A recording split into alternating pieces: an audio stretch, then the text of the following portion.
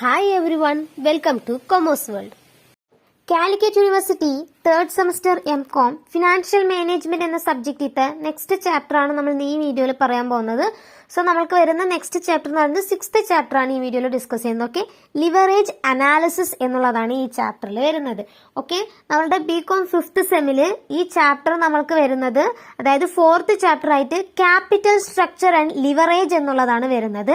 പക്ഷെ നമ്മൾക്ക് ഇതിൽ വന്നിട്ട് ലിവറേജ് അനാലിസിസ് എന്നുള്ളത് തനിച്ചും അതേപോലെ തന്നെ capital structure and capitalization decision എന്നുള്ളത് തനിച്ചുമായിട്ടാണ് വരുന്നത്. ഓക്കെ, സോ ആ വീഡിയോന്റെ ലിങ്ക് ഞാൻ ഈ വീഡിയോയിലെ ഡിസ്ക്രിപ്ഷനിൽ കൊടുക്കാം. നിങ്ങൾ അതിന്റെ ലിവറേജ് അനാലിസിസ് എന്നുള്ള പാർട്ട് ഞാൻ അതിൽ മെൻഷൻ ചെയ്ത് വെക്കാം. ഓക്കെ, ആ ലിവറേജ് അനാലിസിസ് എന്നുള്ളത് നിങ്ങൾ പഠിക്കുക, അത് നിങ്ങൾക്ക് 6th ചാപ്റ്ററിൽ വരും. ദെൻ ഈ ക്യാപിറ്റൽ സ്ട്രക്ചർ എന്ന് പറയുന്നത് നിങ്ങൾക്ക് നെക്സ്റ്റ് ചാപ്റ്റർ ആയിട്ടാണ് വരുന്നത്.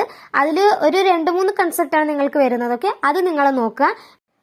ബാലൻസ് ഉള്ള കൺസെപ്റ്റ് നമ്മൾ ആ ചാപ്റ്റർ ഡിസ്കസ് ചെയ്യുന്ന സമയത്ത്, അതായത് ക്യാപിറ്റലൈസേഷൻ ആൻഡ് ക്യാപിറ്റൽ സ്ട്രക്ചർ എന്നുള്ള ഒരു ചാപ്റ്റർ നമ്മൾ ഡിസ്കസ് ചെയ്യുന്ന സമയത്ത് ഡിസ്കസ് ചെയ്യുന്നതായിരിക്കും. ഓക്കെ, ഈ ലിവറേജ് അനാലിസിസ് എന്നുള്ള ഒരു 6th chapter theory as well as problem നമ്മൾ അതിൽ ഡിസ്കസ് ചെയ്യുന്നുണ്ട്.